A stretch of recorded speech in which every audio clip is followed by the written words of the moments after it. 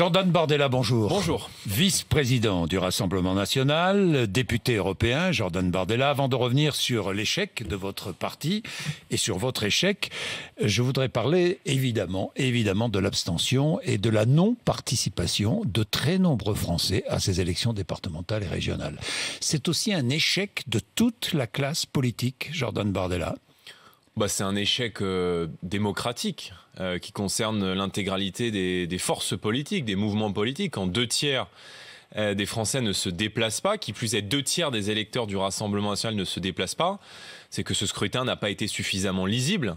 On avait 2 élections en une. Moi, j'ai beaucoup de gens autour de moi. Quand on leur disait qu'on allait voter 2 fois, ils comprenaient le premier et le second tour, et pas qu'on avait 2 élections le même jour.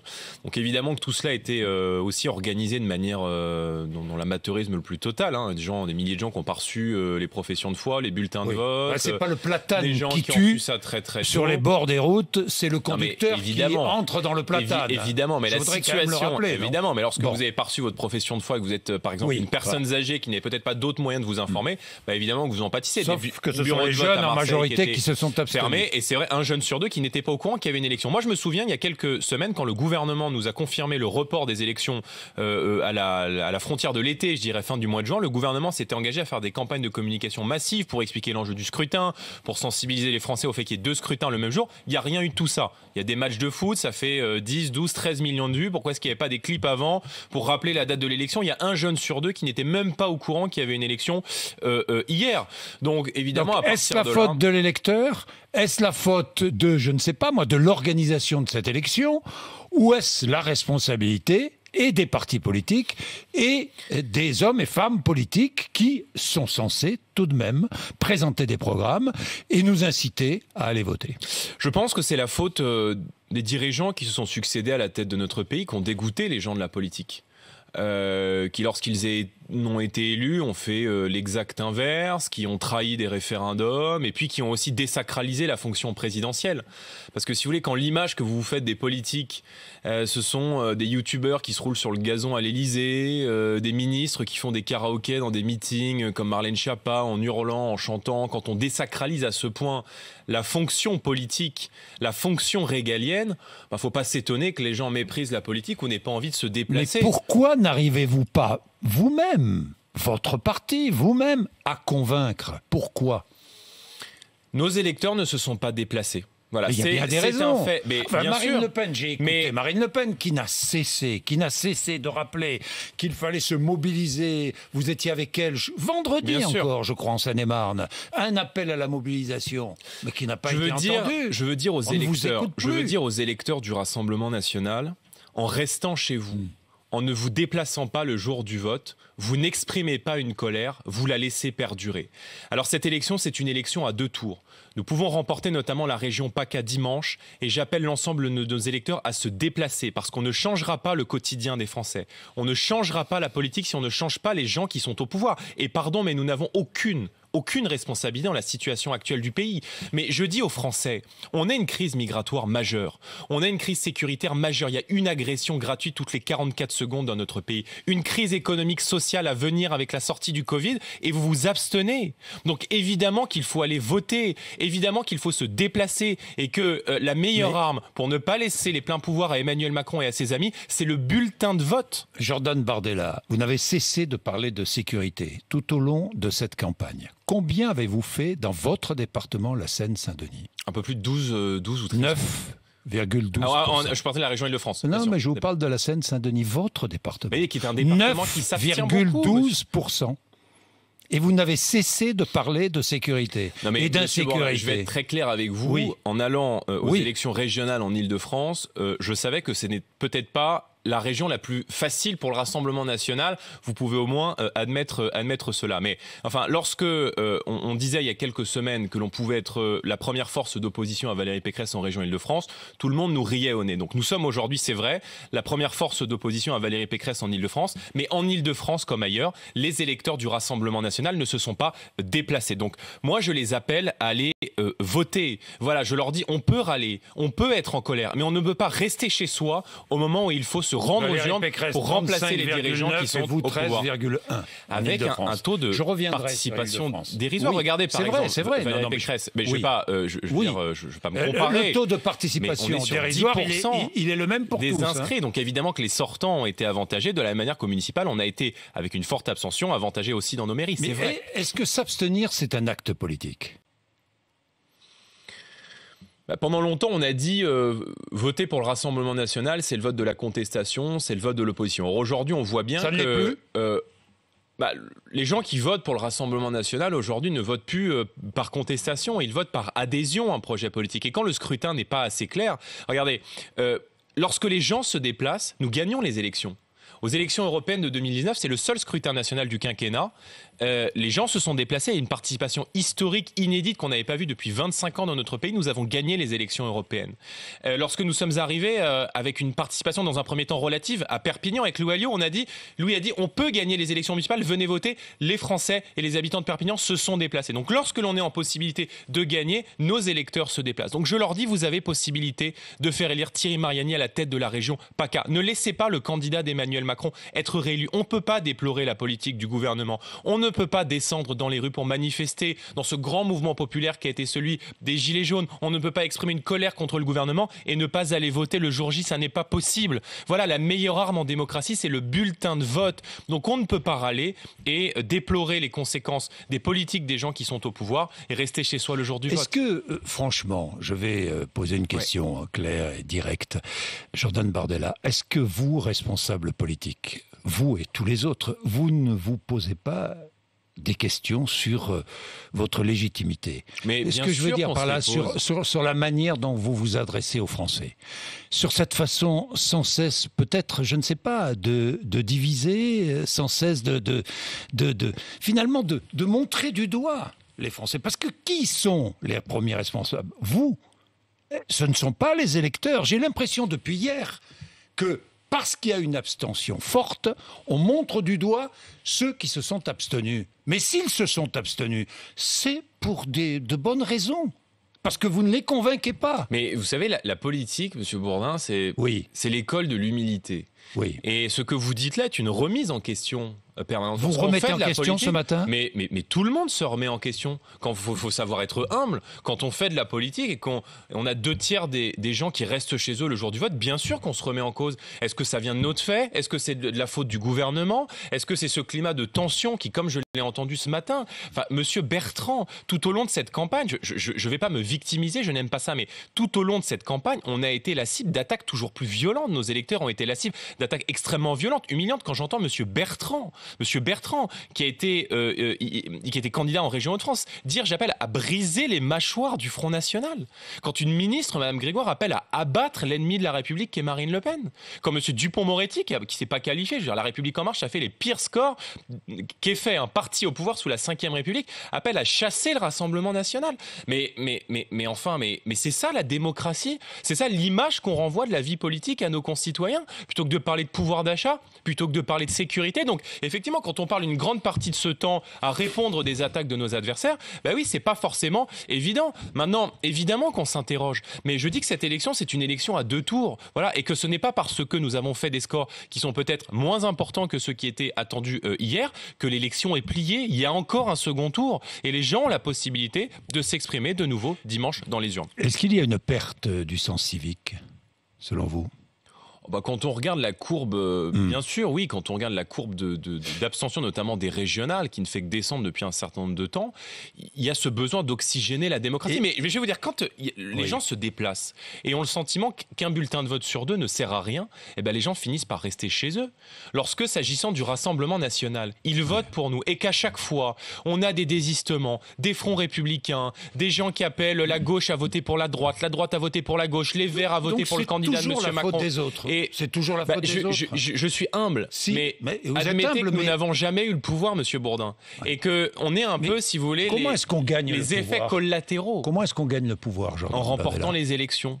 En remportant les élections. Et partout, nous avons construit le pouvoir. En s'alliant Mais écoutez, vous n'allez pas nous faire ce reproche à nous. Évidemment qu'il faut s'allier. Mais je veux dire, dans le cadre de ces élections régionales, on a montré un visage extrêmement ouvert du Rassemblement national. Thierry Mariani, qui peut gagner la région PACA dimanche si les Français vont voter. Il n'est pas issu du Rassemblement national. Il a été ministre de Nicolas Sarkozy. Il a été aux Républicains pendant des années et des années. Et il a fait le constat des reniements, des trahisons de ce parti. Regardez, la droite, c'est ce parti politique qui a trahi le référendum de 2005. Les Français avaient voté non à la Constitution européenne. Nicolas Sarkozy, à l'époque, et le Parti socialiste avait quand même imposé le traité de Lisbonne aux Français, alors que les gens avaient émis un rejet à l'égard de la construction européenne. Donc, vous voyez, on paye des années de trahison, de renoncement de la vie politique. Mais je dis juste, nous n'avons pas été au pouvoir.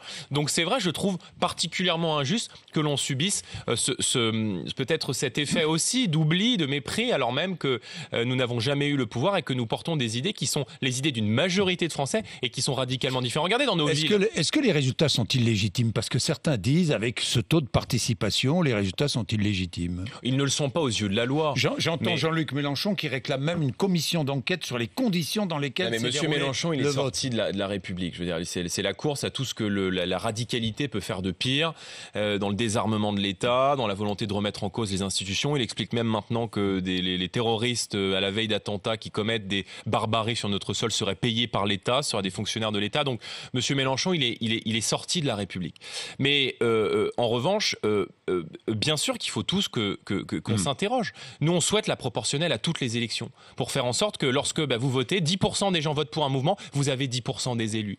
Pour faire en sorte qu'on instaure le référendum d'initiative citoyenne. C'était l'une des revendications des Gilets jaunes. Elle n'a pas été mise en œuvre. Il est où le référendum que devait faire Emmanuel Macron? Alors, c'était sur le climat, on pouvait discuter du sujet, mais il est où ce référendum? Vous auriez voté oui ou non? Non, mais c'est pas le sujet. Mais je dis juste que quand on promet un référendum, il faut aller jusqu'au bout. Quand on promet la proportionnelle, comme l'a fait Emmanuel Macron, il faut aller au bout. Jordan Bardella, j'entends de nombreux commentateurs dire c'est un signe, il n'y aura pas de face à face Marine Le Pen, Emmanuel Macron la prochaine présidentielle. Mais ça, si vous voulez, c'est le. Comment réagissez-vous? Je pense que les une partie. Alors on est content de savoir que Mme Pécresse et M. Bertrand sont revenus aux Républicains. Quand les Républicains perdent, ils n'y sont plus. Et là, on voit que M. Jacob revendique les victoires en premier tour, en tout cas en Ile-de-France et en région Hauts-de-France. Je dis juste que c'est un mirage. Voilà, c'est une victoire en trompe-l'œil. Ce sont des élections de gestionnaires, comme aux élections municipales, avec une faible participation. On fait un bon score hier. Des gens qui étaient au pouvoir, les présidents de région sont sortis quasiment en tête, sauf en PACA, où Thierry Mariani est arrivé en tête, dans l'intégralité des régions, comme au municipal l'an dernier. Parce que ce sont des scrutins qui ont été, c'est vrai, totalement dépolitisés. Moi, je crois que le match de la présidentielle, que ce duel verra affronter deux choix de société en réalité. Soit d'un côté les mondialistes avec Emmanuel Macron, qui veulent accélérer les transferts de souveraineté vers Bruxelles, qui veulent la fin des frontières nationales, qui veulent le démantèlement de notre modèle de protection sociale. Et je dis ça aussi aux Français. Je veux dire, si vous donnez les pleins pouvoirs à Emmanuel Macron et à ses amis dimanche, la réforme des retraites, elle arrive. La réforme de l'assurance chômage, elle arrive. Le laxisme en matière pénale, en matière d'insécurité, il va continuer. Donc, est-ce qu'on continue d'aller vers cette société-là ou est-ce qu'on décide de porter aux responsabilités des gens qui, comme nous, portent la majorité des idées du pays? Non, mais est-ce que Marine Le Pen n'est pas fragilisée? Parce que le résultat d'hier est probablement le résultat du second tour. Je pense que ça n'a rien à voir. Parce que je pense qu'on ne peut pas en tirer des enseignements. Regardez, mais n'êtes-vous pas devenu trop lisse? Non, moins contestataire. Mais écoutez, je sais qu'on va vous faire ce reproche dans votre camp, Jordan Bardella. Vous vous attendez à ça? Ça fait des années qu'on lutte contre les plus radicaux dans notre mouvement, dans notre camp. Voilà, des gens qui nous expliquent que plus la situation du pays s'aggrave, plus il faut être radical. On n'est jamais tombé dans ces dérives-là. Je pense que plus la situation du pays s'aggrave, plus le fossé se creuse entre les institutions de la République et le peuple français, plus justement nous devons apparaître comme une force modérée d'apaisement et de voie de sortie démocratique. Mais je ne pense pas qu'on soit modéré, soit radical. Je pense simplement qu'on porte les idées d'une majorité de Français. Il y a une majorité de Français aujourd'hui qui considèrent que le pouvoir a quitté notre pays pour terminer à Bruxelles, qui considèrent que la politique pénale est trop laxiste, qui considèrent qu'on ne soutient pas assez nos forces de l'ordre, nos forces armées, qui considèrent qu'il y a trop d'impôts dans notre pays, qui considèrent qu'il faut la proportionnelle, le référendum d'initiative citoyenne. Mais je dis juste qu'il y a un décalage entre le petit milieu parisien, entre les commentateurs, les analystes, les sondeurs et la réalité de ce qu'est notre pays. Et c'est ce fossé-là aussi qui, je crois, nourrit l'abstention dans notre pays. Jordan Bardella, il y a une image qui a fait le tour retour des réseaux sociaux. Hier, vous êtes allé voter en Seine-Saint-Denis et vous êtes retrouvé au moment d'émarger la liste d'émargement. Vous vous êtes retrouvé face à une jeune femme qui portait un foulard. Vous avez quand même signé. Alors j'ai vu encore une fois dans votre camp des hommes et des femmes réagir en disant Bardella n'aurait pas dû signer, il aurait dû protester. Non mais vous auriez dû protester. Vous voyez, je suis contre le port du voile. Voilà, de la même manière que je suis opposé à cette politique migratoire massive qui a importé dans notre pays des cultures, des mœurs, des coutumes qui ne sont pas les nôtres. Mais jamais je ne m'attaquerai à des personnes. Voilà, donc bien sûr que j'ai signé le registre, car je suis poli et bien élevé, et que je peux être contre le voile sans vouloir m'attaquer à des personnes. Maintenant, effectivement, cette jeune femme a toute sa place dans la République. Elle a toute sa place dans la République. Laissez-moi terminer, Monsieur Bourdin. Lorsque l'on représente l'État, lorsque l'on est pour la journée au moins qu'on remplit des missions de service public, on ne devrait pas pouvoir porter un signe ostentatoire, y compris religieux, dans la tenue d'un bureau de vote. Cette jeune femme a toute sa place dans la République. Mais cette jeune femme a toute sa place en tant que citoyenne française. Mais je suis, moi, opposé au port du voile. Voilà, je considère que le port du voile, notamment pour les femmes dans notre pays, n'est plus un vêtement religieux. Ce n'est plus un vêtement cultuel. C'est devenu un outil militant, voilà, de sécession de l'espace public, qui est aujourd'hui utilisé par les fondamentalistes islamistes pour diviser notre pays, diviser notre société et renvoyer une vision extrêmement rétrograde de la femme dans notre pays. Tous les ports de signes religieux dans l'espace public sont des signes fondamentalistes. Ah, je crois qu'ils le sont devenus. Je crois qu'ils le sont devenus. Oui, puisque je suis vous voulez interdire extrêmement mal à l'aise avec le voile. Et lorsque effectivement quelqu'un remplit une mission de service public, mission de service public, et qu'on porte un voile, oui, je suis gêné. Je suis extrêmement gêné. Voilà, parce que nous sommes en France et que nous ne sommes pas en Iran. Est-ce que la kippa, ou je sais pas, le voile d'une... Je sais pas... Écoutez, pour l'instant, la kippa... Vous voyez, mon département, vous parlez de mon département, oui, la Seine-Saint-Denis... Justement, je vous en parle parce qu'il y a beaucoup La kippa, les Français de confession juive, ils ne peuvent plus la porter juive en Seine-Saint-Denis. Bien souvent, les Français de confession juive dans notre pays, et notamment dans le 93, ils ne peuvent plus porter la kippa et ils sont obligés d'en partir parce qu'ils sont menacés par les fondamentalistes islamistes. Et donc, c'est vrai que nous avons cédé du terrain et qu'aujourd'hui, les radicaux ont gagné dans notre pays. Et c'est vrai que Valérie Pécresse, je le dis d'ailleurs, par le laxisme qui a été le sien, par les accointances d'un certain nombre de ses maires avec l'islamisme radical dans notre pays, a accompagné le développement du fondamentalisme islamiste. On parle souvent de l'islamo-gauchisme, mais on oublie bien souvent l'islamo-droitiste. Et moi, j'ai été harcelé pendant 6 ans par la majorité de Valérie Pécresse, et notamment par M. Béchiza, qui est sa tête de liste en Seine-Saint-Denis, qui a accordé des locaux municipaux à des associations islamistes. Il m'a fait des procès pour ça, la justice m'a donné raison. Donc vous voyez que le vote de dimanche prochain, c'est un vote qui est beaucoup plus politique que cela. Et moi, j'appelle effectivement les Franciliens à se saisir des urnes. Valérie Pécresse est à la tête de notre région depuis 6 ans. L'insécurité a explosé dans notre pays, dans notre région. Il n'y a plus un seul endroit, et je pense au transport en commun, puisque ce sont des domaines de compétences de la région où les femmes se sentent en sécurité, où elles ne regardent pas derrière elles. Et je ferai effectivement, si je suis élu président de région dimanche, de la sécurité ma priorité. Bon, il y a peu de chance, mais... ça, ce sont les électeurs qui le diront. Exactement, ce sont les électeurs qui le diront.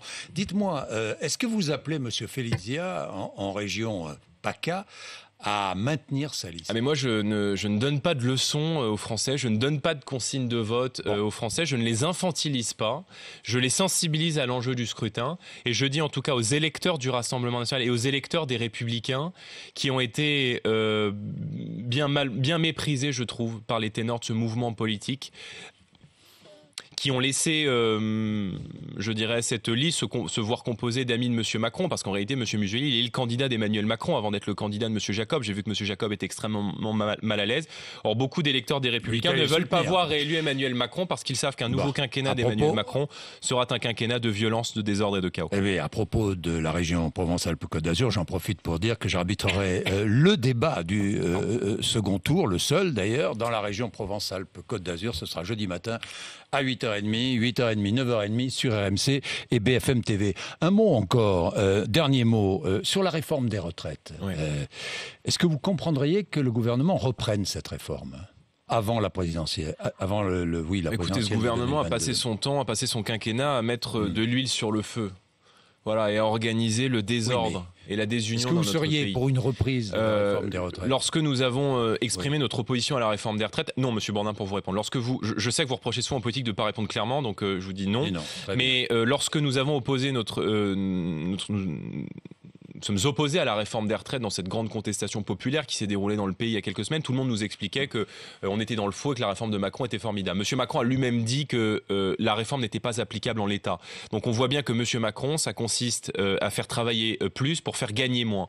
Et qu'évidemment que ce système à points, qui laisserait à la discrétion du ministère de l'économie et de Bercy et donc du politique le coût final de la retraite, est évidemment extrêmement dangereux. Et nous sommes attachés à une retraite qui préserve aussi un certain nombre de régimes spécifiques. Toujours à 60 40 annuités pleines. Et 40 annuités 60 ans, 40 annuités. C'est la volonté d'une... 60 ans.